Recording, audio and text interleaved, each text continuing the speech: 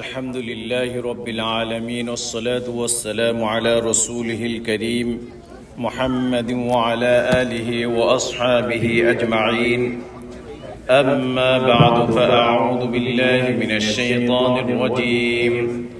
بسم الله الرحمن الرحيم. إنا أعطيناك الكوثر فصل لربك وانحر إن شانئك هو الأبتر. صدق الله العظيم وصدق رسوله النبي الكريم ونحن على ذلك من الشاهدين والشاكرين والحمد لله رب العالمين. اللهم صل على محمد وعلى آل محمد كما صليت على إبراهيم وعلى آل إبراهيم إنك حميد مجيد. اللهم بارك على محمد وعلى آل محمد كما باركت على إبراهيم وعلى آل إبراهيم إنك حميد مجيد. Alhamdulillah, all praise be to Allah subhanahu wa ta'ala. Allah subhanahu wa ta'ala পবিত্র শাহী দরবারে লাখ কোটি শুকর যে আল্লাহ সুবহানাহু ওয়া তাআলা আমাদেরকে মসজিদ আত-তাওহীদ কর্তৃক আয়োজিত মান্থলি ফ্যামিলি নাইটে আমাদেরকে একত্রিত হওয়ার তৌফিক দান করেছেন। সেই জন্য আমরা সকলে জোরে সোরে মুহাব্বতের সাথে বলি আলহামদুলিল্লাহ। ইনশাআল্লাহ today I speak completely Bangla. যে সমস্ত ভাইয়েরা বাংলা না বুঝেন তাদেরকে আমি অনুরোধ করবো, আমাদের সাকিব আছে, নিহাল আছে, ওরা যেন একটু হেল্প করে তাদেরকে ইংরেজিতে আমার আলোচনাগুলিকে যেন একটু বুঝিয়ে দেয়।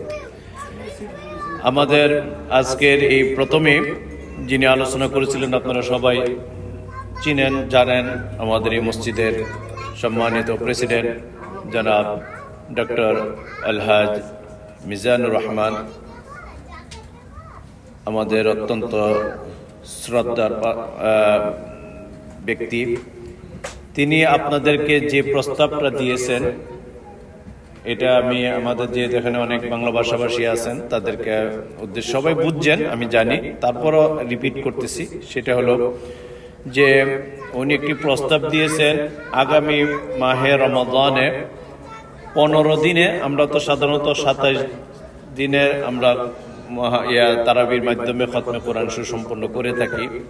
তো আগামী রমাদানে যদি আপনারা এগ্রি থাকেন, এটা হলো আমাদের ডক্টর সাহেবের পক্ষ থেকে একটা প্রস্তাব, নট ডিসিশন, এটা একটা প্রস্তাব দিয়েছেন। সবাই যদি এগ্রি থাকেন তাহলে 15 দিনে একটি খতম তারাবির মাধ্যমে খতমে কোরআন আমরা সুসম্পন্ন করব।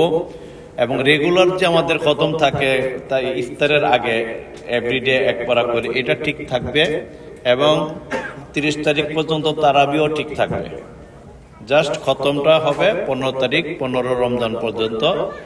এরপরে একটা প্রোগ্রাম থাকবে, সেটা হলো উমরায় যাওয়া। যেহেতু আল্লাহ রাসূল সাল্লাল্লাহু আলাইহি ওয়াসাল্লাম বলছেন যে রমাদানে যিনি উমরা করলো সে যেন, এটার ফজিলত এমন ফজিলত, এটা মানে বুঝাইতে গিয়ে বলতেছেন যে সে যেন আমি রসুলের সাথে উমরা করলো। অর্থাৎ আল্লাহ রসুলের সাথে উমরা করতে পারাটা যেরকম ফজিলতের বিষয়, এরকম ফজিলত রমজানে উমরা করা। আর রমজানে তো বুঝিনি যে 1/70, একটা উমরা করা মানে 70টা উমরার সওয়াব। তো এই ফজিলতের দিকে লক্ষ্য করেই আমাদের ডক্টর সাহেব একটা প্ল্যান নিয়েছে। উনি গত রমাদানও গিয়েছিলেন, এই রমাদানও চাচ্ছেন আপনাদের যারা যেতে ইচ্ছুক সবাইকে নিয়ে উনি যাবেন ইনশাল্লাহ। তো এটাতে আপনারা যারা শরীক হতে পারেন হবেন ইনশাল্লাহ, আল্লাহ যেন তৌফিক দেন সবাইকে। তো এটা একটা প্রস্তাব, পরামর্শ করে এটা সিদ্ধান্ত নেওয়া হবে ইনশাআল্লাহ। আর আমাদের আবুল কাসেম ভাইয়ের ওনার জন্য দোয়া চেয়েছে, ওনার ছেলে না, সরি ওনার ওয়াইফ, ওনার ওয়াইফের জন্য দোয়া চেয়েছেন। উনি আমাদের একজন হিতাকাঙ্ক্ষী, আমাদের মসজিদের সবসময় আমাদের খোঁজখবর নেন। তো ওনার ওয়াইফের জন্য আমরা দোয়া করবো। আরো অনেকেই অসুস্থ আছেন। আমাদের কাজী ইকবাল সাহেবের খুব ক্লোজ ফ্রেন্ড, আমাদের সাথে একসাথে আমরা উমরা করেছি, গিয়াসউদ্দিন ফয়সাল, উনিও অসুস্থ, আজকে অপারেশন হয়েছে। আরো অনেকে, সকলের নাম তার মনে নেই, যারা অসুস্থ আছে সবার জন্য আমরা ইনশাল্লাহ দোয়া করব। তো দোয়ার আজকে অল্প সময়ের ভিতরে গুরুত্বপূর্ণ কিছু আলোচনা, বিশেষ করে যে এই সামনের শুক্রবার থেকে আমাদের জিলহজ মাস শুরু হয়ে যাবে। জিলহজ মাস একটি ঐতিহাসিক মাস এবং জিলহজ মাসের কিছু আমল আছে গুরুত্বপূর্ণ, এগুলো আমরা জানতে হবে, আমাদের জানার অত্যন্ত প্রয়োজন। জানতে চাই কিনা আমরা? যদি চান তাহলে ইনশাল্লাহ আমরা আলোচনার মাধ্যমে আমরা চেষ্টা করব। এবং আরেকটি বিষয় আমাদের সামনে রয়েছে, এই জিলহজ মাসে একটি আমল কুরবানি। সেই কুরবানির সম্পর্ক আমাদেরকে অনেকে বিভিন্নভাবে প্রশ্ন করেন, সেই বিষয়ে আমি চেষ্টা করব কোরআন এবং হাদিস থেকে আলোচনা করার জন্য। আমরা মনোযোগ সহকারে শোনার চেষ্টা করি, ইনশাল্লাহ অনেক ফায়দা হবে, অনেক উপকার হবে। এবং আজকে যা আলোচনা হবে সবকিছু সরাসরি কোরআন এবং হাদিস থেকে আলোচনা হবে ইনশাআল্লাহ। তো প্রথমেই আসুন আমরা জিলহজ মাস, এটা নামই জিলহজ, এই নামটা শুনলেই বোঝা যায় যে এই মাসে কি ইবাদত। এই মাসে একটা গুরুত্বপূর্ণ ইবাদত রুকন, বুনিয়াল ইসলাম আলা খামস, আমরা এটা জানি। বুনিয়াল ইসলাম আলা খামস, শাহাদাতি আল্লা ইলাহা ইল্লাল্লাহ ওয়া আন্না মুহাম্মাদুর রাসূলুল্লাহ ওয়া ইকামিস সালাহ ওয়া ইতাইজ যাকাহ ওয়াল হজ্জ ওয়া সাওমি রমাদান। তো পাঁচটা স্তম্ভ, pillars of five, Islam pillars of five, five পিলার্সের উপরে কি ইসলামের ভিত্তি। তো এই ইসলামের এই ফাইভ পিলার্স, ফাইভটা স্তম্ভ, এর মধ্যে একটি গুরুত্বপূর্ণ স্তম্ভ হইল হজ। দেখুন, প্রথম যে স্তম্ভ ঈমান, শাহাদাতি আল্লাহ ইলাহা ইল্লাল্লাহ ওয়া আন্না মুহাম্মাদুর রাসূলুল্লাহ, there is no god but Allah. তো এই যে আল্লাহ ব্যতীত কোনো ইলাহ নেই এবং মুহাম্মাদুর রাসূলুল্লাহ সাল্লাল্লাহু আলাইহি ওয়াসাল্লাম আল্লাহর প্রেরিত রাসূল, এটা এই যে স্তম্ভটা, এটা সকলের উপরে, ঠিক না? এটা সকলের উপরে। এখানে ধনী গরিব বলতে কিছু নাই, ছোট বড় বলতে কিছু নাই, হ্যাঁ, দেশি বিদেশি বলতে কিছু নাই, সকলের উপরে। এরপর দ্বিতীয় নম্বর স্তম্ভ কি? ওয়া ইকামিস সালাহ, প্রেয়ার। হ্যাঁ, তো এই যে সালাহ, এটাও কিন্তু সকলের উপরে, ধনী গরিব বলতে এখানে কোনো নাই, যে কেউ, মানে এনিবডি, প্রত্যেকের উপরে। তাহলে এই দুইটা স্তম্ভ পেলাম সকলের উপরে। এরপর আর একটা কি আসতেছে? অসমি রমাদান, রমাদানের রোজা, এটাও কিন্তু সকলের উপরে। তবে এটা একটা মান্থলি, মৌসুমি। যেমন প্রথম যে দুইটা, এটার কোনো মৌসুম নাই, একবার জন্ম থেকে নিয়ে মৃত্যু পর্যন্ত সবসময় সর্ব অবস্থায় এটা আমাদের আদায় করতে হবে, সর্ব অবস্থায় এবং সর্বশ্রেণীর লোকের জন্য, সর্ব অবস্থায় এবং সর্বশ্রেণীর লোকের জন্য। আর সওমি রমাদান, এটাও সর্বশ্রেণীর লোকের জন্য, ছেলে মেয়ে পুরুষ মহিলা সকলের জন্য। তবে শর্ত আছে যে বালেগ হইতে হবে, অর্থাৎ শরীয়তে যাদের উপর অর্পিত করছে। তো এই সর্বশ্রেণীর লোকের জন্য এটা হলো মান্থলি, ইয়ারলি। এই সওমি রমাদান এটা ইয়ারলি, আল্লাহ তাআলা বৎসরে একবার করছেন। তারপর আছেন যাকাত, এটা এখানেও এটা ইয়ারলি ইবাদত, সকলের উপরে না। এটাও এখানে এসে একটা ভাগ করছেন কি, যে ইয়ারলি, বাট এই ইবাদতটা সকলের উপর না, যাদেরকে আল্লাহ তৌফিক দিয়েছেন, অর্থাৎ সাহিবে নিসাব যারা হয়েছেন তাদেরকে। এরপরে লাস্ট যেটা ওয়াল হজ, এই হজ এমন একটা ইবাদত, যে ইবাদতটা, যেমন এর আগে যেটা বলছি যাকাত, এই যাকাতটা কিন্তু শুধুমাত্র অর্থনৈতিক ইবাদত, আর্থিক সচ্ছলতা যাদেরকে দিছে তারাই এই ইবাদতটা করতে পারবে। আর্থিক সচ্ছলতা যাদের নাই তারা কিন্তু এই ইবাদতটা করতে পারবে না। তাহলে এটা একটা বিশেষ শ্রেণী, ঠিক না? কিন্তু হজ এমন একটা ইবাদত, যে ইবাদতটা আর্থিক এবং দৈহিক, আর্থিক এবং শারীরিক। যেমন নামাজ শুধু শারীরিক ইবাদত, এখানে আর্থিকের সাথে কোনো সম্পৃক্ত নাই। সওম এটা অর্থের সাথে সম্পর্ক নাই, এটা একটা শারীরিক ইবাদত, ঠিক না? কিন্তু হজ এমন একটা আবাদত যে আবাদতটা হলো শারীরিক এবং আর্থিক, এই দুইটার সমন্বয় হলো এই আবাদতটা। এবং এই হজের আরেকটা বৈশিষ্ট্য হলো যে আপনি নামাজ আপনি যে কোনো জায়গায় পড়তে পারবেন, পৃথিবীর যে কোনো প্রান্তে। আপনি আসমানে চলে গেছেন বিমানে, আকাশের উপরে, আমাদের যে বর্তমান যে মেঘের উপরে চলে গেছেন, ওখানেও নামাজ আদায় করতে পারবেন। আপনি সাগরের মাঝখানে আছেন জাহাজের মধ্যে, সেখানেও আপনি নামাজ আদায় করতে পারবেন। অর্থাৎ পুরো পৃথিবীর যে কোনো প্রান্তে আপনি নামাজ আদায় করতে পারবেন, রোজা আদায় করতে পারবেন, হ্যাঁ, যাকাত আদায় করতে পারবেন। কিন্তু হজ এমন একটা ইবাদত যে আল্লাহ রাব্বুল আলামিন সুনির্দিষ্ট স্থানেই এটা আদায় করতে হবে। যে স্থানে বলা হয়েছে ঠিক ওই স্থানে গিয়ে আদায় করতে হবে, অন্য কোন স্থানে আদায় করা যাবে না। আরেকটি মজার বিষয় হলো যে আপনি নামাজ বৎসরের এভরিডে এটা নামাজটা আদায় করতে হয়, ঠিক না?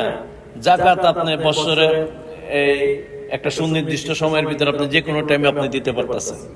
কিন্তু হজটা সুনির্দিষ্ট স্থান, সাথে সাথে সুনির্দিষ্ট সময়, সুনির্দিষ্ট সময় এবং সুনির্দিষ্ট স্থান। শুধু সুনির্দিষ্ট স্থান হলেই হবে না, সুনির্দিষ্ট সময়ের মধ্যে এটা করতে হবে। আরাফার ময়দানে উমরাতে যাওয়ার পরে তো আমরা আরাফার ময়দানে যাই, তো এই আরাফার ময়দানে গেলে হজ আদায় হবে? তো সুনির্দিষ্ট সময়ে যেতে হবে। এই কারণে হজকে বলা হয়, হজের সংজ্ঞাই হলো যে সুনির্দিষ্ট সময়ে সুনির্দিষ্ট জায়গায় গিয়ে আল্লাহর হুকুম পালন করার নাম হইল হজ, এক কথায়, সহজ কথায়। আর এই জিলহজ মাসের সবচেয়ে উত্তম আমল হলো, সবচেয়ে গুরুত্বপূর্ণ আল্লাহর বিধান হলো এই হজ। এবং হজ তো এটা হলো সবাই সম্ভব না সকলে করা, যেহেতু সুনির্দিষ্ট সময়ে সুনির্দিষ্ট জায়গায় এবং অর্থনৈতিক এবং শারীরিক যোগ্যতা থাকতে হবে।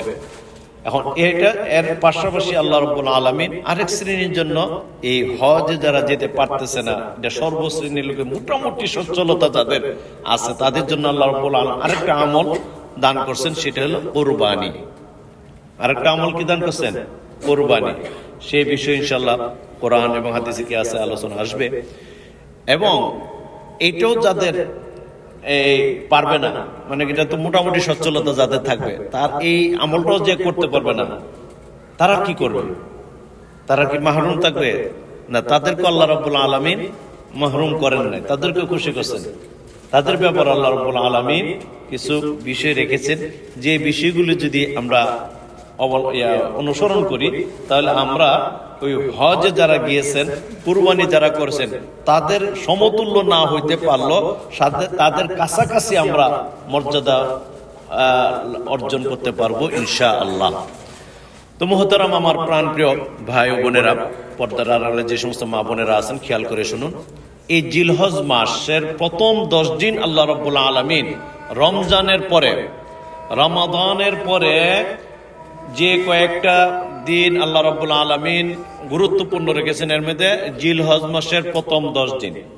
জিলহজ মাসের প্রথম 10 দিনের আমলের মধ্যে হাদিস শরীফে আসছে যে, খুব খেয়াল করে শুনবেন, যে যারা কুরবানি দেওয়ার নিয়ত করেছেন তাদের জন্য একটা বিশেষ আমল আছে। কিন্তু হজে যেতে পারতেছেন না, কিন্তু কুরবানি দেওয়ার নিয়ত করছেন, ব্যবস্থা করছেন যে আমি এই বছর কুরবানি দিব, তাদের জন্য একটা বিশেষ আমল। হাদিস শরীফে আসছে, আল্লাহ রাসূল সাল্লাল্লাহু আলাইহি ওয়াসাল্লাম ইরশাদ করেন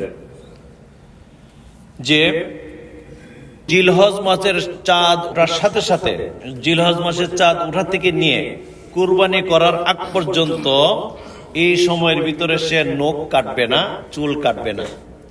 যদি সে এই আমলটা করতে পারে, যে নখ কাটা থেকে বিরত এবং চুল কাটা থেকে বিরত থাকতে পারে, আল্লাহ রাব্বুল আলামিন তাকে ওই মর্যাদা দান করবেন যে মর্যাদা আল্লাহ রাব্বুল আলামিন হাজী সাহেব, কারণ এই যে চুল কাটা আর নখ না কাটা আর চুল না কাটা, এটা আমলটা আসলে কাদের জন্য?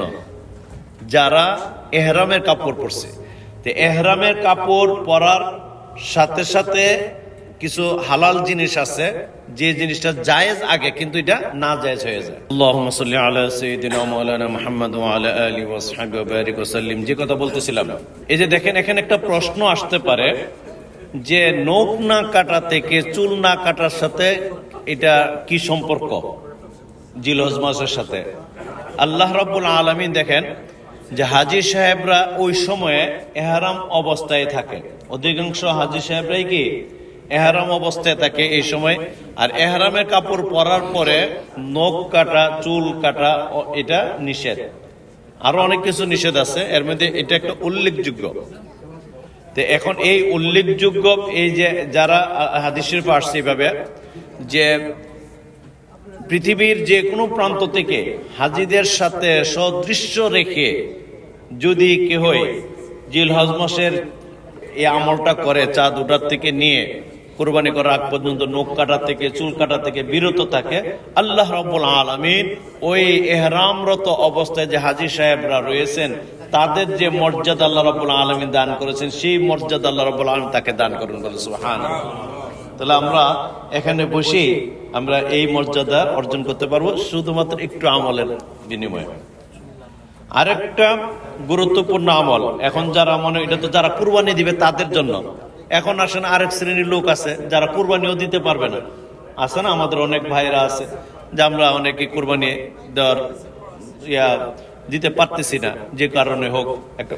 তো এই যে তারা যেন মন খারাপ না করে, তারাও যেন মন খারাপ না করে, তাদের জন্য আল্লাহ রাব্বুল আলামিন অনেকগুলো সুযোগের মধ্যে একটা বিশেষ সুযোগ রাখছে। সেই সুযোগটা হলো এটা সকলের জন্য, যে সেই সুযোগটা হলো যে 9 তারিখ ফজরের নামাজের পর থেকে নিয়ে 13 তারিখ আসরের নামাজের পর পর্যন্ত, প্রত্যেক নামাজের পর তাকবীরে তাশরিক, আল্লাহু আকবার, আল্লাহু আকবার, লা ইলাহা ইল্লাল্লাহু, আল্লাহু আকবার, আল্লাহু আকবার, ওয়ালিল্লাহিল হামদ, এটাকে বলা হয় তাকবীরে তাশরিক।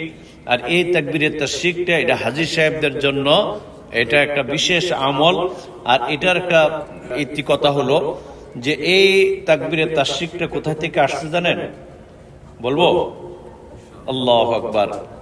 এটার কিতাবে এইভাবে লিখছেন যে আপনারা জানেন, এই সেই ইতিহাস বলার তো সময় এখন নেই, যে হযরত সাইয়্যিদিনা আমাদের মুসলিম জাতির পিতা হযরত ইব্রাহিম আলাইহিস সালাতু ওয়াস সালাম, আল্লাহ রাব্বুল আলামিন জন্য সেই ঘটনা আপনারা প্রসিদ্ধ জানেন, আমি সংক্ষিপ্তভাবে বলতেছি যে হযরত ইব্রাহিম আলাইহিস সালাতু ওয়াস সালামকে যখন হুকুম করেছিলেন তার স্বীয় পুত্র হযরত ইসমাঈল আলাইহিস সালাতু ওয়াস সালামকে কুরবানি করার জন্য, এবং তিনি যখন সেই প্রস্তুতি আল্লাহর হুকুমকে বাস্তবায়ন করার জন্য চূড়ান্ত প্রস্তুতি যখন নিয়েছেন, এবং ইসমাঈল আলাইহিস সালাতু ওয়াস সালামকে জবাই করার জন্য তিনি চেহারা দেখলে মায়া এসে যেতে পারে এই আশঙ্কা করে উনি চক্ষু বন্ধ করে নিয়েছিলেন, অর্থাৎ চোখের উপরে একটা কাপড় বেঁধে নিয়েছিলেন। কাপড় বেঁধে তারপর ছুরি চালানোর প্রস্তুতি নিয়েছিলেন। সেই সময় ছুরি চালিয়ে দিবেন, ওই মুহূর্তে চূড়ান্ত পর্যায়ে হযরত জিবরিল আমিন আলাইহিস সালাতু ওয়াস সালাম, আল্লাহ রাব্বুল আলামিন তাকে পাঠালেন জান্নাত থেকে একটি মুবারক, বলা হয়েছে হাদিস শরীফে আসছে এইভাবে, মুবারক দুম্বা। দুম্বা, শুধু দুম্বার কথা বলা নেই, যে মুবারক বরকতময় একটি দুম্বা আল্লাহ রাব্বুল আলামিন জান্নাত থেকে পাঠিয়ে দিয়েছেন হযরত জিবরিল আমিন আলাইহিস সালাতু ওয়াস সালামের মাধ্যমে। এবং তিনি এসে যে ছুরিটা চালাবেন সেই সময় ওনাকে থামানোর জন্য জিবরিল আমিন আলাইহিস সালাতু ওয়াস সালাম বললেন, আল্লাহু আকবার, আল্লাহু আকবার। এই কথা বলার সাথে সাথে ইব্রাহিম আলাইহিস সালাতু ওয়াস সালাম বুঝে গেছেন, উনি তো নবী, উনি বুঝে গেছেন যে আল্লাহর পক্ষ থেকে কোনো সংবাদ আছে। মানে ওনাকে থামানোর জন্য যে জিবরিল আমিন আলাইহিস সালাতু ওয়াস সালাম আল্লাহু আকবার, আল্লাহু আকবার বলছেন, এটা উনি মানে ওনার অনুভব হয়ে গেছে, যে কারণে উনি থেমে গেছেন। থেমে বলতেছেন, লা ইলাহা ইল্লাল্লাহু, আল্লাহু আকবার, আল্লাহু আকবার। কতটুকু বলার পরে এই আওয়াজটা আর কার কানে গেছে? আর কে আছে এখানে? বলেন না। হযরত ইসমাঈল আলাইহিস সালাতু ওয়াস সালাম, তো উনার কানেও তো এই শব্দটা গেছে, প্রথম শব্দটাও গেছে, দ্বিতীয় যে ইব্রাহিম আলাইহিস সালাতু ওয়াস সালাম বলছেন এটাও গেছে। তারপর ইসমাইল আলাইহিস সালাম উনিও তো ওইরকম চিজে উনিও বুঝে গেছেন যে নিশ্চয়ই আল্লাহর পক্ষ থেকে কোনো সুসংবাদ আছে। এই কারণে আল্লাহ রাব্বুল আলামিনের প্রশংসা করতে গিয়ে, যে শুকরিয়া আদায় করতে গিয়ে বলতেছেন ওয়ালিল্লাহিল হামদ, সকল প্রশংসা লিল্লাহি, লিল ওয়ামানি এবং লিল্লাহ, লিল্লাহ হলো আল্লাহর জন্য, আল্লাহর প্রতি, লিল্লাহিল হামদ সকল প্রশংসা আল্লাহর জন্য, অল প্রেজ বি টু আল্লাহ সুবহানাহু ওয়া তাআলা। এই কারণে এই যে স্মৃতিটা এটা আল্লাহর কাছে খুব পছন্দ হয়েছে, যে আল্লাহ জিবরিল আমিন আলাইহিস সালাম থেকে আসছে কি আল্লাহু আকবার, আল্লাহু আকবার। আর এর পরে কি করছে, এরপরে বাটো লা ইলাহা ইল্লাল্লাহু আল্লাহু আকবার। আর ইসমাঈল আলাইহিস সালাম থেকে ওয়ালিল্লাহিল হামদ। এটাকে আল্লাহ এত পছন্দ করেছেন এবং এটা আমাদের উম্মতে মুহাম্মাদি সাল্লাল্লাহু আলাইহি ওয়াসাল্লামের জন্য একটা আমলের নির্দেশনা দিয়ে দিয়েছেন। এবং এই আমলটা 5 ওয়াক্ত নামাজে পড়ে জুরে উচ্চ সুরে বলা হলো সুন্নাত। এটা তাকবীরটা বলাটা হলো ওয়াজিব, একবার বলা হলো ওয়াজিব, আর উচ্চ সুরে বলাটা হলো সুন্নাত। উচ্চ সুরে বলাটা হলো সুন্নাত। তো এই প্রত্যেকের জন্য, আর মহিলাদের জন্য নামাজের পরে উচ্চ সুরে না বলে এরা মৃদু সুরে বলবে, আর পুরুষ যারা আছে তারা উচ্চ সুরে বলবে। ঠিক আছে? এই উচ্চ সুরে বলার পরে এই আমলটা যারা করবে, পৃথিবীর যে কোনো প্রান্ত থেকে যারা এই আমলটা করবে, আল্লাহ রাব্বুল আলামিন তাদেরকে ওই মর্যাদা দান করবেন যে হাজী সাহেবরা যে ওখানে আমল করতেছেন মক্কা এবং মদিনা, আরাফা, মিনা, মুজদালিফা, আরাফাতে, ওই মর্যাদা আল্লাহ রাব্বুল আলামিন দান করবেন যারা পৃথিবীর বিভিন্ন প্রান্ত থেকে মসজিদে সালাম ফিরে এই উচ্চ সুরে লা আল্লাহু আকবার, সবাই বলেন না আমার সাথে, আল্লাহু আকবার, আল্লাহু আকবার, লা ইলাহা ইল্লাল্লাহু আল্লাহু আকবার, আল্লাহু আকবার, ওয়ালিল্লাহিল হামদ। এটা মাসআলা হলো যে একা একাও যদি নামাজ পড়েন ঘরে বা দোকানে বা যে কোনো জায়গায়, সালাম ফিরে ফরজ নামাজের সালাম ফিরানোর সাথে সাথে এই উচ্চ সুরে কমপক্ষে একবার আপনি আদায় করবেন। একবার আদায় করে হলো সুন্নাত। তো ওই ওয়াজিব একবার আদায় করাটা কি ওয়াজিব, আর উচ্চ সুরে বলাটা হলো সুন্নাত। এই কারণে আমরা উচ্চ সুরে বলবো, আর বিশেষ করে জামাতে যারা আসবো তারা অবশ্যই উচ্চ সুরে বলবো, যেন অন্যদের মনে না থাকলে যেন একজনটা শুনে সবারটা মনে হয়ে যায়। ঠিক আছে? এই আমলটা আমরা ইনশাল্লাহ করব। তো এখন আসেন যে যারা হজে গেছে, আলহামদুলিল্লাহ, এটা তো ফজিলত এখন বয়ান করতে গেলে অনেক সময়ের প্রয়োজন। যেহেতু আমরা এখানে অনেকেই যাব বা ইনশাল্লাহ যাওয়ার নিয়ত করছি, আমিও আল্লাহ যদি তৌফিক দেন আগামী শনিবার, এই আগামী শনিবারে ইনশাল্লাহ আমি রওনা দিব ইনশাল্লাহ হজের নিয়ত করে। আল্লাহ রাব্বুল আলামিন যেন তৌফিক দেন জায়গা মতন যে হজের সমস্ত কার্যকলাপগুলি সুসম্পন্ন করার। সকলে বলি আল্লাহুম্মা আমিন। আমরা এখানে যারা থাকবেন তাদের জন্য আরেকটি আমল কোরবানি। এই কোরবানি করাটা কিন্তু যাদেরকে আল্লাহ তৌফিক দিয়েছেন তাদের জন্য ওয়াজিব। আর কোরবানির সম্পর্কে সরাসরি কোরআনে আল্লাহ রাব্বুল আলামিন আয়াত নাজিল করেছেন, একটি সূরাই নাজিল করেছেন। সেই সূরাটা হলো সূরাতুল কাউসার। এই সূরা কাউসারে আল্লাহ রাব্বুল আলামিন ইরশাদ করেন, আউযু বিল্লাহি মিনাশ শাইতানির রাজীম, বিসমিল্লাহির রহমানির রহিম, ইন্না আ'তাইনাকাল কাউসার ফাসাল্লি লিরাব্বিকা ওয়ানহার, ইন্না শানিআকা হুয়াল আবতার। হে নবী, নিশ্চয়ই আমি আপনাকে কাউসার দান করেছি। ইন্না আ'তাইনাকাল কাউসার, নিশ্চয়ই আমি আপনাকে হাউজে কাউসার দান করেছি। যে হাউজে কাউসারের পানি একবার যদি কেউ পান করে, আল্লাহ কাল হাসরের ময়দানে আল্লাহ রসুলের বরকতময় হাতে যারা পান করবে এই হাউজে কাউসারের পানি 70,000 বৎসর পর্যন্ত আর তার পিপাসা লাগবে না। সুবহানাল্লাহ। এবং এই হাউজে কাউসারের মালিক একমাত্র আমার আপনার নবী, আমাদের দয়ার নবী নবী মুহাম্মদ রাসূলুল্লাহ সাল্লাল্লাহু আলাইহি ওয়াসাল্লাম থাকবেন। সেই কথা এখানে বলছেন যে ইন্না, নিশ্চয়ই আমি আপনাকে হাউজে কাউসার দান করেছি। ফসল্লি, অতএব শুকরিয়া স্বরূপ আপনি কি করেন? ফসল্লি লিরাব্বিকা ওয়ানহার, ফসল্লি, যে অতএব তোমার প্রতিপালকের উদ্দেশ্যে সালাত আদায় করো। ফসল্লি, সালাত আদায় করো। এরপরে কি? ওয়ানহার লিরাব্বিকা, লিরাব্বিকা, লি মানে জন্য, রব্বিকা মানে তোমার প্রভুর জন্য। ওয়ানহার, কুরবানি করো। কি করো? কুরবানি করো। তো আল্লাহ রসুলকে যে নির্দেশনা দেওয়া হয়, এটা আসলে কি উনাকে দেওয়া হয়েছে? কাকে দেওয়া হইলো মূলত? বলেন না। উনার উম্মত কিয়ামত পর্যন্ত যারা আসবে সকলের জন্য এই হুকুম আল্লাহর এটা কি উপরে বর্তাবে, অর্থাৎ আল্লাহর পক্ষ থেকে এই হুকুমটা, যেমন ফসল্লি নামাজের হুকুম যেমন আল্লাহ রাব্বুল আলামিন দান করেছেন সকলের জন্য, ঠিক তেমনি ভাবে ওয়ানহার, এই কুরবানিটাও। ইন্না শানিআকা হুয়াল আবতার, নিশ্চয়ই আপনার সাথে শত্রুতা পোষণকারীরাই নির্বংশ। সেদিকে আর যাচ্ছি না। তো এখানে আল্লাহ রাব্বুল আলামিন দেখেন এই কুরবানির হুকুম সরাসরি কোরআনের মধ্যে এসেছে। অতএব আমরা কুরবানি অবশ্যই করব ইনশাআল্লাহ।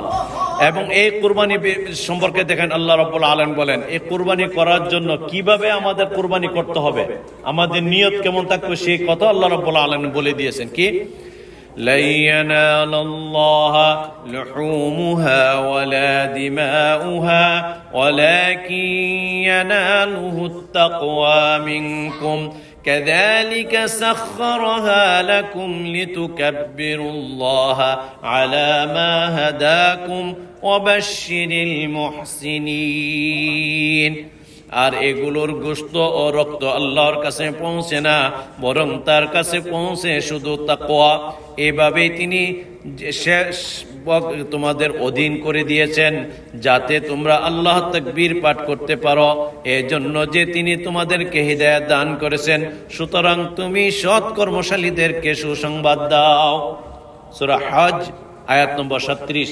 এই আয়াতের মধ্যে আল্লাহ রাব্বুল আলামিন একটি মেসেজ আমাদেরকে দিয়েছেন, সেটা হলো যে আমরা যে কোরবানি করি, গরু, কত বড় গরু কিনলাম, কত বড় খাসি কিনলাম, কত সুন্দর কিনলাম, এটা আল্লাহ রাব্বুল আলামিন দেখবেন না। এটার মধ্যে কত মাংস আছে, কি রক্ত আছে, এগুলো আল্লাহ দেখবেন না। আল্লাহ দেখবেন হলো, আল্লাহ দেখবেন, আল্লাহ গ্রহণ করবেন আমার তাকওয়া, আমার নিয়ত, আমার কলবে কি আছে, এই কোরবানিটা কার জন্য করছি, কার জন্য এই কোরবানিটা আমি করতেছি।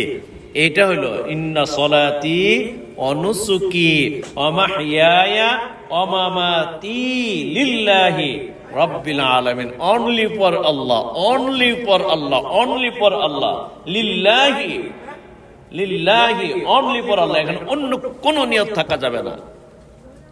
তাহলে এই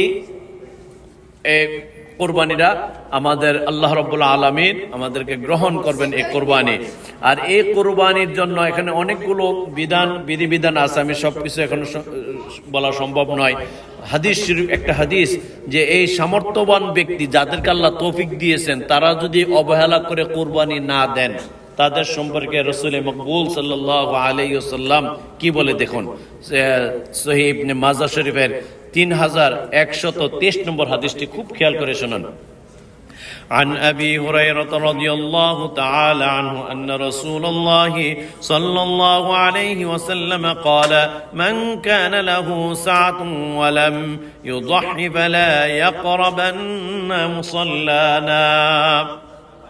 হযরত আবু হুরায়রা রাদিয়াল্লাহু তাআলা আনহু থেকে বর্ণিত, রাসূল মকবুল সাল্লাল্লাহু আলাইহি ওয়াসাল্লাম ইরশাদ করেছেন, যে ব্যক্তি কুরবানি করার সামর্থ্য থাকা সত্ত্বেও কুরবানি করল না, সে যেন আমাদের ঈদগাহের কাছেও না যায়, ঈদগাহের কাছেও না আসে। দেখেন কত বড় ধমক আল্লাহ রাসূলের পক্ষ থেকে। যে রাসূল সম্পর্কে বলা হয়েছে রাহমাতাল লিল আলামিন, দয়ার সাগর যাকে বলা হয়েছে, তিনি বলতেছেন যে যাদেরকে আল্লাহ তৌফিক দিয়েছেন, তৌফিক দেওয়ার সত্ত্বেও, সামর্থ্য থাকা সত্ত্বেও যদি কুরবানি না করে, সে যেন ঈদের নামাজে না আসে। দরকার নেই তার ঈদের নামাজ। আল্লাহু আকবার। এই কারণে কোরবানি আল্লাহ রাসূল সাল্লাল্লাহু আলাইহি ওয়াসাল্লাম আবার বলতেছেন, সান্ত্বনা দিতেছেন যে কোরবানির সামর্থ্য থাকলে কোরবানি করো, কারণ কোরবানির অনেক অনেক ফজিলত।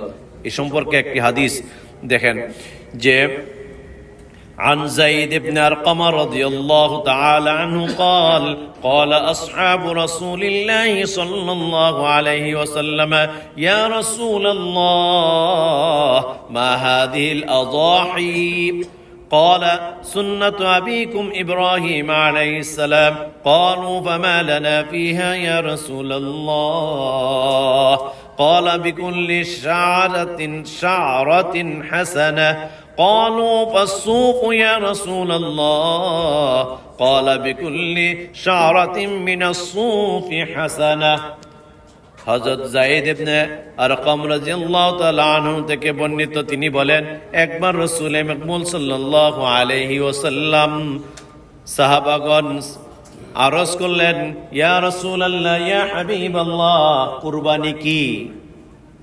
মা হাদিহিল আযাহি, কুরবানি কি ইয়া রাসূলুল্লাহ?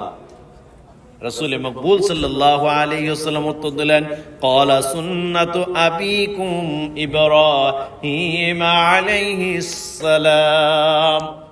কুরবানি হলো, নবী করিম সাল্লাল্লাহু আলাইহি ওয়াসাল্লাম বলেন, এই কুরবানি হলো তোমাদের পিতা হযরত ইব্রাহিম আলাইহিস সালাতু ওয়াসসালামের সুন্নাত। সুবহানাল্লাহ। সাহাবা কেরাম আবার প্রশ্ন করলেন, কি? قالوا فما لنا فيها يا رسول الله। সাহাবাগণ পুনরায় জিজ্ঞাসা করলেন, ইয়া রাসূলুল্লাহ, এতে কোনো সওয়াব আছে কি? বুঝলাম তো ইব্রাহিম, আমাদের পিতা ইব্রাহিম আলাইহিস সালাতু ওয়াসসালামের সুন্নাত, এটা যদি আমরা করি তাহলে কি কোনো সওয়াব আছে, নেকি হবে? প্রশ্ন করলেন কাকে? সাহাবাগণ আল্লাহ রাসূলকে। আল্লাহ রাসূল সাল্লাল্লাহু আলাইহি ওয়াসাল্লাম উত্তর দিলেন, قال بكل شعرة حسنة بشعرة قال بكل شعرة شعرة শব্দের অর্থ হলো পশম। আল্লাহ রাসূল বলেন যে প্রতিটি পশমের বিনিময়ে আল্লাহ রাব্বুল আলামিন নেকি দান করবেন। সুবহানাল্লাহ। সাহাবাগণ প্রশ্ন করলেন, কি ইয়া রাসূলুল্লাহ, এতে কি কোনো সওয়াব আছে? আল্লাহ রাসূল বললেন, কুরবানির জন্তুর প্রত্যেকটি পশমের বিনিময়ে আল্লাহ রাব্বুল আলামিন তোমার আমলনামার মধ্যে একটি করে সওয়াব লিখে দিবেন। জোরে সরে বলি না সুবহানাল্লাহ। একটা গরুর, একটা পশুর মধ্যে কত পশম থাকে গনে কুলাইতে পারবেন? সম্ভব কারো পক্ষে গোনা? আল্লাহ এত নেকি দান করবেন। সাহাবাগণ আবার প্রশ্ন করলেন, আরেকটা প্রশ্ন করলেন, কি? قالوا فالصوف يا رسول الله। সাহাবাগণ প্রশ্ন করলেন যে আল্লাহ রাসূল যখন বললেন যে প্রতিটি পশমের বিনিময়ে নেকি দিবে, তখন সাহাবাগণ প্রশ্ন করলেন, কি? পুনরায় জিজ্ঞাসা করলেন, ইয়া রাসূলুল্লাহ, যে সমস্ত জন্তুর পশম গুচ্ছ আকারে থাকে, যেমন যে বেড়ার তো হলো গুচ্ছ আকারের, এই গুচ্ছর ভিতরে আলাদা করে আবার পশম অনেকগুলো থাকে। এখন এটা দেন মানে ফ্রিয়া করার জন্য যে এই গুচ্ছ আকারে যে সমস্ত পশু থাকে তাদের ব্যাপারে কি হুকুম? আল্লাহ রাসূল সাল্লাল্লাহু আলাইহি ওয়াসাল্লাম বলেন যে, তিনি বলেন যে প্রতিটি পশমের পরিবর্তে একটি করে সওয়াব পাবে। গুচ্ছ আকারে না, প্রতিটি গুচ্ছর মধ্যে আবার যতগুলি পশম আছে, এই প্রত্যেকটা পশমের বিনিময়ে, তাহলে একটা বেড়ার মধ্যে কতগুলি পশম থাকে গণার কোন উপায় আছে বলেন? সুবহানাল্লাহ। এই হাদিসটি সহিহ হাদিস ইবনে মাজার মধ্যে আসছে, মিশকাত শরীফের মধ্যে আসছে 129 নম্বর হাদিসটি। এই কারণে এই কোরবানি আমরা যাদেরকে আল্লাহ তাআলা সামর্থ্য দিয়েছেন, আমরা এই কোরবানি করার চেষ্টা করব। কোরবানি সম্পর্কে অনেক মাসাইল এখানে আছে, সময়ের অভাবে আমি বলতে পারতেছি না, তবে গুরুত্বপূর্ণ কয়েকটি মাসালা আপনাদেরকে বলতেছি কুইকলি। কুরবানির গোশত, এখানে অনেকে প্রশ্ন করেন যে কুরবানির গোশত রাখা কতদিন রাখা যাবে কিনা, এই বিষয়ে অনেকেই প্রশ্ন করে থাকেন। এটার উত্তর হলো সহিহ বুখারী শরীফে একটি হাদিস বললে আপনারা এই উত্তরটা পেয়ে যাবেন। সহিহ বুখারী শরীফের মধ্যে আসছে এবং মুসলিম শরীফের মধ্যে আসছে। বুখারী শরীফের মধ্যে 5172 নম্বর হাদিসটি একটু খেয়াল করে শুনেন।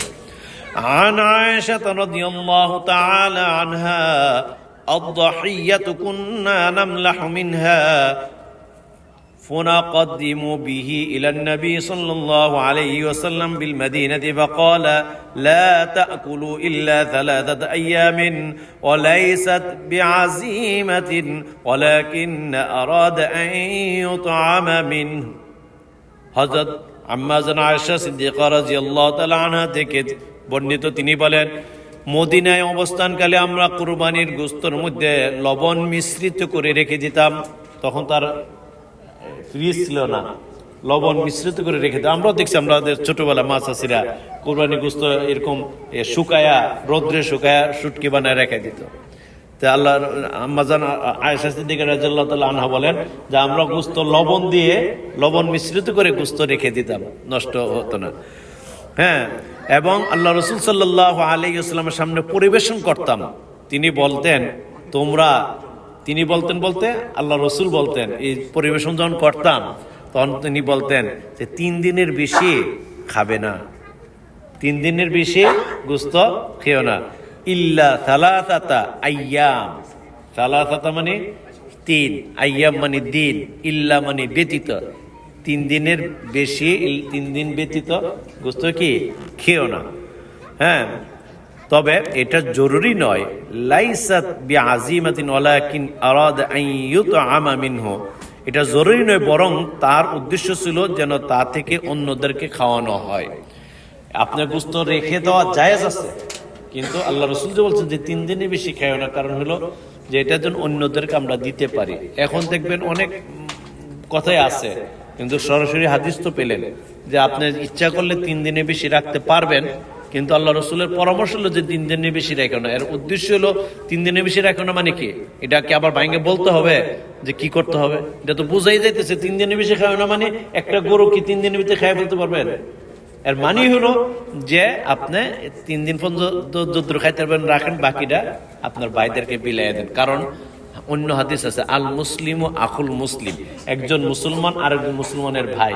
তাহলে আমি একজন ভাই হয়ে আমি কেমন ভাই যে আমি কুরবানির গোশত আমি খাইতেছি, গরুর গোশত মজা করে খাইতেছি, আমার আরেক ভাই সে কুরবানি দিতে পারে না, সে খাচ্ছে না, তাহলে আমি কি এই ভাই হওয়ার উপযুক্ত বলেন?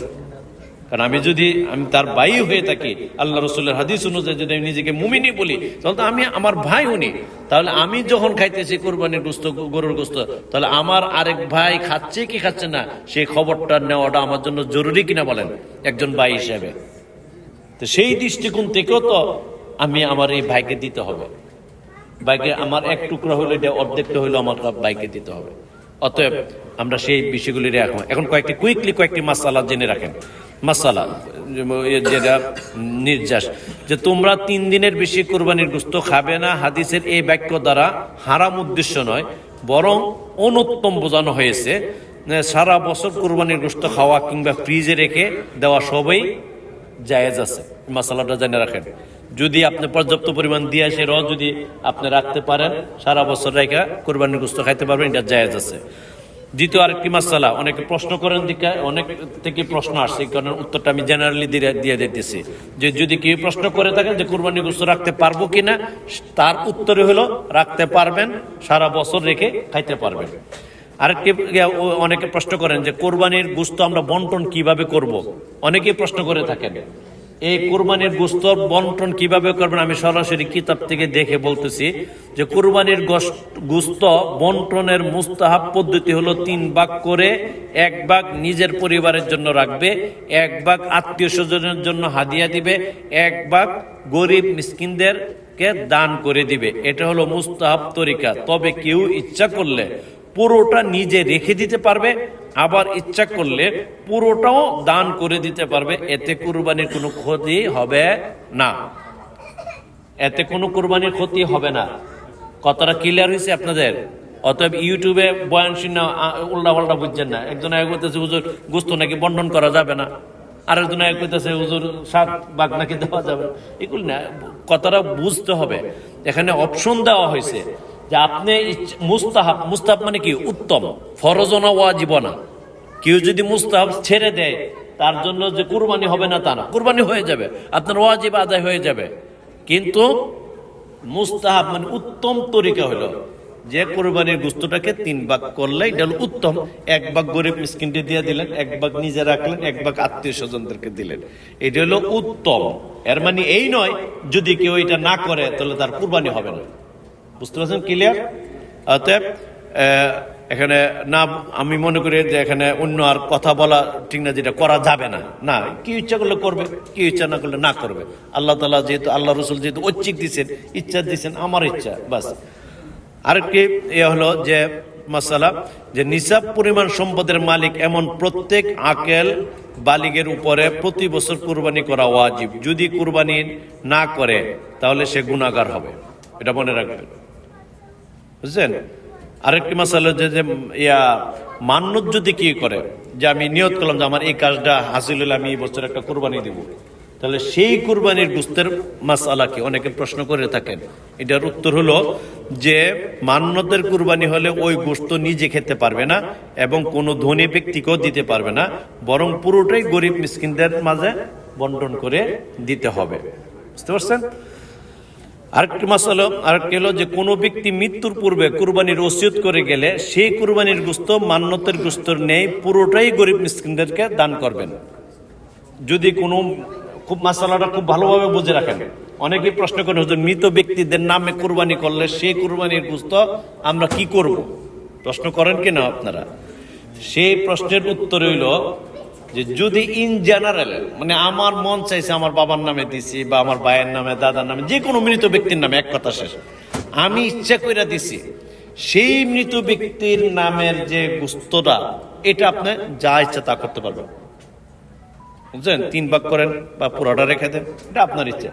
কিন্তু আপনার বাবা বা আপনার ভাই ওসিয়ত করে গেছে যে বাবা আমার আগামী বছর যদি আমি বাইচা নাও থাকি, আমার নামে কিন্তু কুরবানি করবা, এটা কি ওসিয়ত করে গেছেন। সেই ওসিয়ত রক্ষা করতে গিয়ে সেটা যদি আপনি কুরবানি দেন, সেই মৃত ব্যক্তির নামের কুরবানির যে অংশটা, সেই অংশটার গোস্ত আপনি খাইতে পারবেন না এবং কোনো বিত্তবান ব্যক্তিদেরকেও দিতে পারেন। এটা সম্পূর্ণ গরিব মিসকিনদেরকে দিয়ে দেবেন। কথা ক্লিয়ার? জি। এরপরে আসেন আরেকটা, যে যার উপর কুরবানি ওয়াজিব এমন ব্যক্তি কোনো কারণবশত যদি কুরবানি করতে না পারে, কুরবানি করতে পারলো না, কুরবানির দিনগুলো চলে যাওয়ার পর একটি বকরি মূল্য সাদাকা করে দেওয়া তার উপর ওয়াজিব। অর্থাৎ মনে করেন 3 দিন তো আমরা কুরবানি দিতে পারি, ঠিক না? এই 3 দিনের ভিতরে আমি কুরবানি কোনোভাবে দেওয়া সম্ভব হয় না, যে কারণেই হোক, কত কারণেই তো থাকতে পারে, কিন্তু আমার উপর ওয়াজিব, আমার সেই সামর্থ্য আছে, এই সামর্থ্য আছে দেখি তো ওয়াজিব। এখন আমার করণীয় কি? 3 দিন তো চলে গেছে, তো তার ব্যাপারে মাসালা হইল যে সে একটা বকরি কিনতে, একটা খাসি কিনতে যে টাকাটা লাগবে, ওই টাকাটা সাদাকা করে দিতে হবে, এটা তার উপর ওয়াজিব। বুঝতে পারছেন?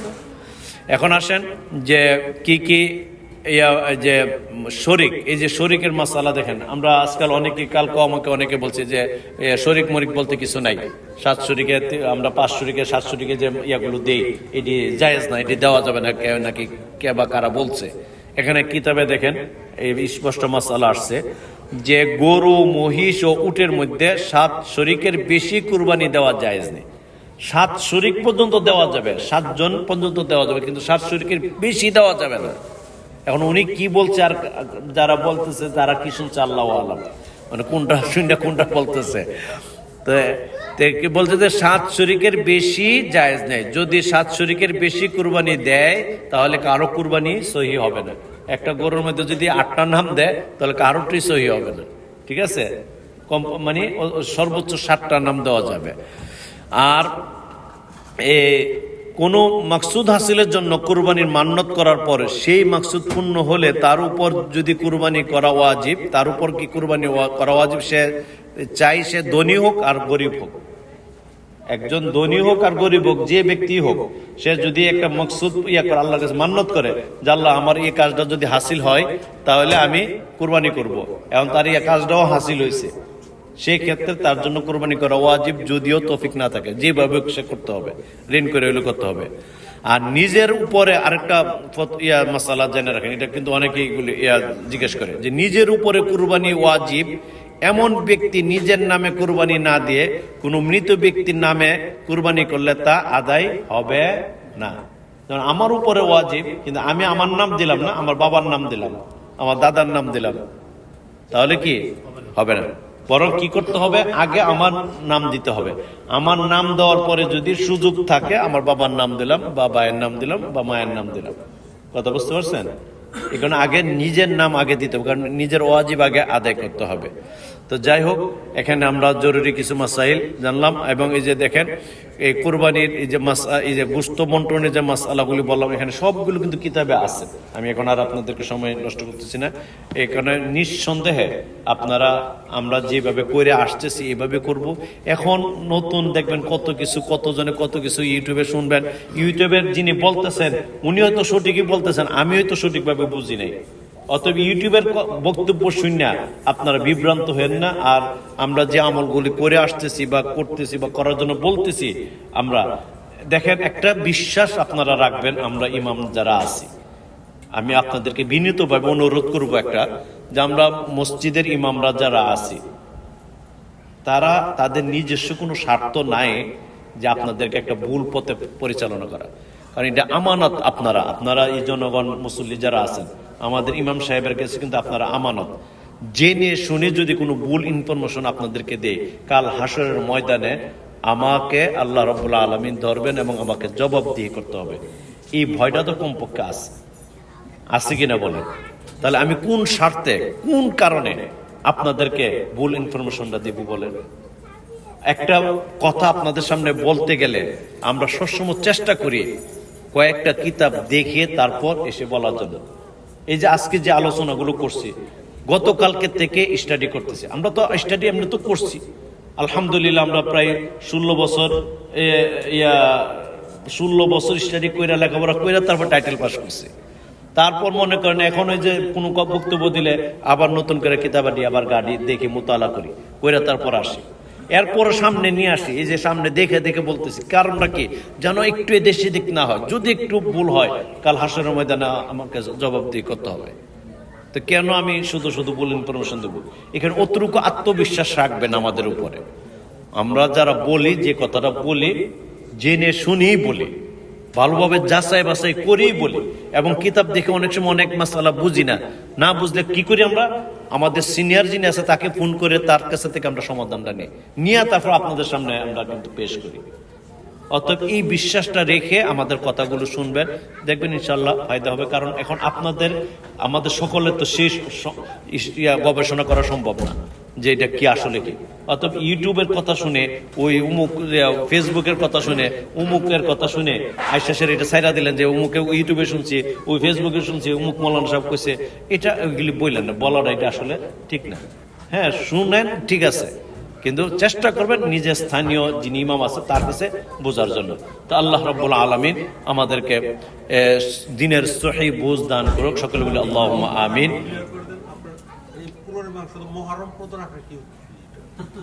আচ্ছা, এখানে দেখেন, এখানে আমার মনে হয় এই যে প্রশ্নটা করলেন যে মুহররম পর্যন্ত রাখার বিধানটা কি, এখানে যে হাদিসগুলো বলছে বুঝছেন, এখানে কিন্তু আরো অনেকগুলো হাদিস এবং কোরআনের আয়াত আমি স্কিপ করছি সময়ের কারণে।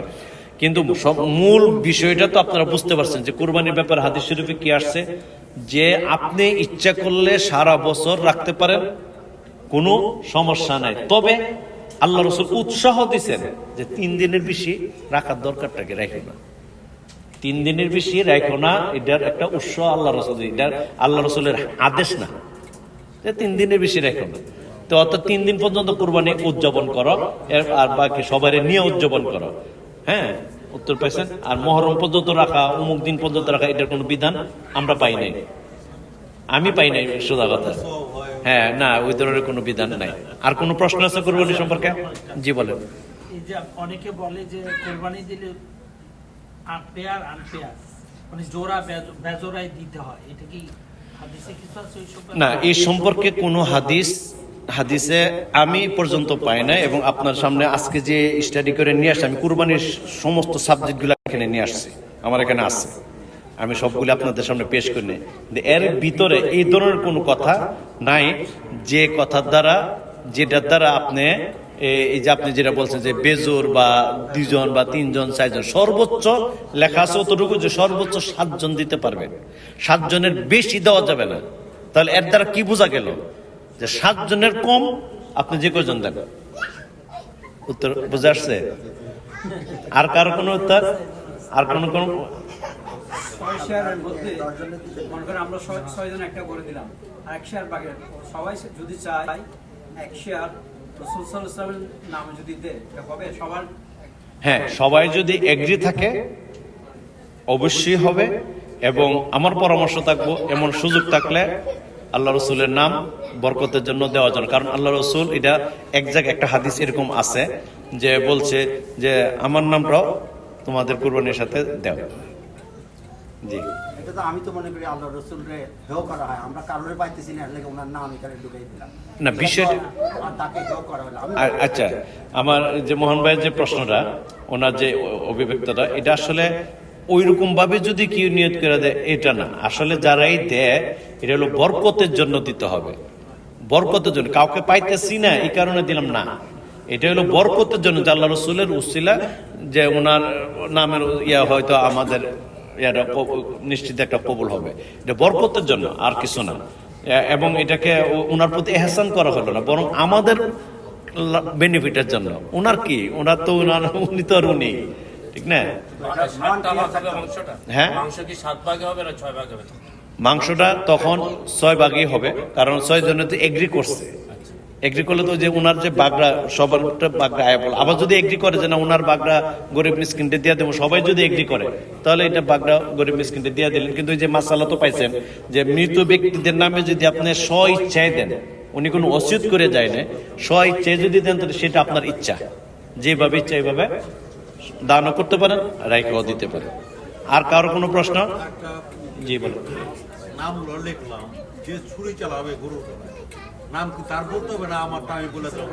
আচ্ছা, এটা একটা গুরুত্বপূর্ণ মাসালা। আমরা কিন্তু এই জিনিসটা অনেকের সময় দেখি যে নাম বলার গরু জবাই দেওয়ার সময় তাড়াতাড়ি আলি নাম বলি না, এটা আসলে জরুরি না। শুনেন, খুব খেয়াল করে শুনেন, গরুরা যে আমরা কিনছি তখনই তো নিয়ত করে কিনছি যে উমুকের নামে এই যে উমুক, এই যে 5 জনের নামে বা 7 জনের নামে বা 3 জনের নামে এই যে কিনছি। এবং হ্যাঁ, যিনি জব করবেন তার মাইন্ডে এটা দেওয়াটা উচিত যে কাদের নামে আমি কুরবানিটা করতেছি। জবটা করার সময় তাকে একবার বইলা দেওয়া কমপক্ষে, অথবা লিস্টিটা দেওয়া, এবং সে এক নজর দেখে নেওয়া যে এটা কে কে দিতেছে। হ্যাঁ, যদি এইভাবে নাও দেওয়া হয় কুরবানির সবার পক্ষ থেকে হয়ে যাবে, যেহেতু কুরবানির গরুটা কিনছেই তাদের পয়সা দিয়ে, তাদের টাকা দিয়ে এবং তাদের নামের উপরে গেছে। কিন্তু এটা উত্তম, মানে তার মাইন্ডে থাকাটা। কিন্তু আমরা যারা ইন্ডিয়াতে কোরবান দিই, হ্যাঁ আমরা তো ইন্ডিয়াতেও দিই কোরবান, ওটা তো আমাদের সম্ভব না ওইখানে যে এখানে থেকে যে পাঠায় যে এই নাম, আমরা অবশ্য নামটা দিয়ে দিই, এটা কিন্তু করা হয় না। হ্যাঁ, তবে হ্যাঁ, আপনি যে প্রশ্ন করছেন যে আমরা যারা বাংলাদেশে দেই বা ইন্ডিয়াতে দেই বা আফ্রিকাতে দেই, অনেকেই দেয়। হ্যাঁ, সেই ক্ষেত্রে হইলো আমরা যেহেতু এখান থেকে নামটা পাঠাই, এবং তাদের দায়িত্ব হইলো যারা ওখানে পরিচালনা করবে। আমি যতটুকু জানি যে তারা এই নামগুলি, যেমন 5 জনের নাম বা 7 জনের নামে যে কোরবানিটা দেওয়া হচ্ছে, এটা তারা উল্লেখ করে যে এই তাদের নামে এই গরুরা কোরবানি দেওয়া হচ্ছে, এই তাদের নামে এই গরুরা কোরবানি দেওয়া হইতেছে। গরুর নাম্বারও দেওয়া থাকে, হ্যাঁ, একাধিক গরু যাদের থাকে, আবার একটা দুইটা থাকলে এরকম বলা হয়। আর এখানে যারা থাকবে তাদের উচিত এই তাদের নামগুলি কমপক্ষে মানে যিনি জব করবেন তাদেরকে জানানো, যে যদি নাও জানা কুরবানি হয়ে যাবে, এক কথা, কিন্তু জানানোটা উত্তম। জি বলুন। 7 জনের নাম দিলাম আমরা, 7 জন লোক, 7 জনের মধ্যে টাকা যদি মনে করেন ডিফার্ড হতে কামাই থাকে, রুজি থাকে, ওই টাকাটা কি ঢুকায় ওই কুরবানির মধ্যে, ও কুরবানি সই হবে? ভেরি ইম্পর্টেন্ট একটা প্রশ্ন করছেন। এই হাদিসটা এখানে আছে, আমার এখানে আছে। এটা হলো যে কুরবানি অবশ্যই আপনার পিওর হালাল ইনকাম থেকে হইতে হবে। আমরা যে কিছু হারাম মিশ্রিত ইনকাম করি, এটা আল্লাহ রসুল খুব ভালো করে জানতেন, আল্লাহ খুব ভালো করে জানেন, ঠিক কিনা? এই কারণে এই কথাটা বলছে, নাহলে কিন্তু এই কথাটা বলার প্রয়োজন ছিল না। হাদিস শরীফে কি আসছে দেখেন, এইভাবে কথাটা আসছে যে তোমরা কোরবানি করো, হজের ব্যাপারও আসছে যে হালাল ইনকাম থেকে এটা খরচ করো। তাহলে বোঝা গেল হালাল ইনকাম থেকে খরচ করো মানে কি, হারাম আমার আছে না, তো এটা বলার প্রয়োজন নেই, আপনার টেকনিক বুঝতে হবে। তো অতএব এখানে মাসআলা হইল যে 7 জন বা 5 জন বা 3 জন যে কজনই দেয়, যদি একজনও যদি এ হালাল হারাম ইনকামের টাকাটা দেয়, হারাম অর্জনের পয়সাটা দেয়, তাহলে কারো কুরবানি হবে না। অতএব শরীকের মাসআলা হইল একটা ইম্পর্টেন্ট মাসআলা, এটা খুব জানা রাখেন। আপনি যদি শরীকের 5 জনে নেন, তাহলে 5 জনের মধ্যে আপনার যাচাই করে নিতে হবে, যিনি নেতৃত্বে থাকবে, যে আমি যে উমুকরে নিলাম, ওনাকে বলতে হবে যে ভাই আপনার এটা হালাল ইনকাম থেকে দিচ্ছেন কিনা, কারণ এটা তাকে জানাইতে হবে। অনেকে আছে হালাল হারাম দুনোরে মিলে কোনো হিসাব নাই, সমানে দিতেছে না। হিসাব কইরা আপনার হালাল ইনকাম থেকে যে পয়সাটা অর্জন হইতেছে সেটা আপনি এখানে দিবেন, এটা যাচাই করে নিতে হবে। যদি যাচাই না করেন, কেউ যদি মনে করেন জান না হোক না জান না হোক হারাম টাকাটা দিয়া দেয়, তাহলে কারো কুরবানি হবে না। এটাই মাসালা। আর কোনো জি বলেন। এখন শরীর 7টা ভাগ নেওয়ার যে 7 জনকে আমরা চুজ করবো, এখানে কি কোনো প্রায়োরিটি আছে? যে একটা লোকে দেখা গেল যে সে শুধু কোরবানি অথবা রোজার ঈদে নামাজ পড়ে, সেই ক্ষেত্রে হলো মাসআলা হলো, শুনেন, কুরবানির মাসআলাটা এখানে নামাজ পড়ার সাথে সম্পৃক্ত না। যদি মনে করেন কেউ নামাজ পড়ে না কিন্তু কুরবানি দিল, নামাজ পড়ে না, এটা নামাজ না পড়ার গুনাহ হবে, কিন্তু কুরবানি তার উপরে ওয়াজিব, সে কুরবানি করলো, কুরবানি তার ওয়াজিব আদায় হয়ে যাবে। তবে শরীকের মাসআলার মধ্যে একটা হলো, কিতাবে এটা এভাবে আসছে যে তোমরা যখন শরীক নিবা আমার সাথে, আমি মনে করেন আমি এটা নেতৃত্ব দিতেছি, আমার উচিত হলো যে আপনাকে নেওয়ার আগে দেখা একটা দিনদার পরেজগার ভালো ব্যক্তিকে নেওয়া, বুঝতে পারছেন? তবে এমন একজন ব্যক্তি যদি আসে যে সে নামাজ পড়ে না কিন্তু কুরবানি দিতে চাচ্ছে, তাকে নিয়ে নেওয়া, যদি তার ইনকামটা হালাল থাকে, এই কারণে নিয়ে নেওয়া যে তাকে যদি আপনি ডিনাই করেন, তাহলে দেখা গেলো যে সে কমপক্ষে একটা নামাজ পড়ে না, একটা ঠিক আছে, কিন্তু সে একটা ওয়াজিব আদায় করতে চাইছিল, সে এটাও তার আদায় হলো না। ওই নিয়তে যে আসে কমপক্ষে মন্দের ভালো, কমপক্ষে তাকে আসুক, সে হয়তো এরকম করতে করতে একদিন চলে আসবে পুরোপুরি দিনের প্রতি। আসে না অনেকে যে সারা সপ্তাহ নামাজ পড়ে না, জুম্মাতে আসে, শুধু জুম্মা পড়তে পড়তে দেওয়া যায় পাঞ্জাগা নপেরালা, আসে না এরকম অনেকে আছে। এই কারণে যে যতটুকু করে নেক কাজের দিকে আগ্রহ করা হয় এটা। জি, অনেক সময় দেখা যায় 7 জন 7 জায়গায় নামাজ পড়ে, কারোর আগে হয় কারোর পরে, কিন্তু কোরবানি হয়ে গেছে আগে, এটা কি হবে? কুরবানি যদি অনুমতি থাকে যে হ্যাঁ আমাদের পক্ষ থেকে কুরবানির যিনি দিবেন সে উপস্থিত থাকাটা উত্তম, কিন্তু জরুরি না। যদি আপনাকে একজনের দায়িত্ব দিয়ে দেন 7 জনের মধ্যে একজনের, আর সে যদি কুরবানি দিয়া দেয়, তাহলে এখানে আপনার যে প্রশ্নটা যে নামাজ, হ্যাঁ নামাজের ইয়াটা হলো কুরবানি হইলো নামাজের পর থেকে শুরু, নামাজের পর থেকে কুরবানি করাটা জরুরি। যেমন হজের জন্য কি বলে, পাথর মারার পরে কুরবানি দিতে হবে, পাথর মারার পরে কুরবানি দিতে হবে, পাথর মারার আগে কুরবানি দেওয়া যাবে না। হ্যাঁ, ঠিক তেমনি ভাবে নামাজ পড়ার পরে কুরবানি, অতএব এটা মেক শিওর হবে যে কার নামাজ কত তারিখ ইয়াতে হচ্ছে, এটা এই জিনিসটা খেয়াল রাখা উচিত। যে আর কোনো, ঠিক আছে, অনেক রাত হয়ে গেছে আমার মনে হয়। এরপরও যদি কোনো প্রশ্ন থাকে ব্যক্তিগতভাবে করবেন, ইনশাল্লাহ আমরা উত্তর দেওয়ার চেষ্টা করব। আল্লাহ রাব্বুল আলামিন আমাদেরকে এই জিলহজ মাসের সমস্ত আমলগুলি করার তৌফিক দান করব। আরেকটা বিষয়, লাস্ট একটা কথা, এটা একটা বিশেষ একটা ইম্পর্টেন্ট আমল যেটা আমরা সবাই করতে পারবো। হাদিস শরীফে আসছে, এখানে আমি নিয়ে আসছিলাম, এই হাদিসটা বলার সুযোগ পাই নাই, যে এই জিলহজ মাসের আরাফার দিন যদি কেউ রোজা রাখে, আরাফার দিন যদি কেউ রোজা রাখে, এই রোজার সব আল্লাহ রাসূল সাল্লাল্লাহু আলাইহি ওয়াসাল্লাম এইভাবে কথাটা বলছেন যে আমি আশাবাদী বিগত 1 বছরের সকল গুনাহ আল্লাহ রাব্বুল আলামিন ক্ষমা করে দিবেন।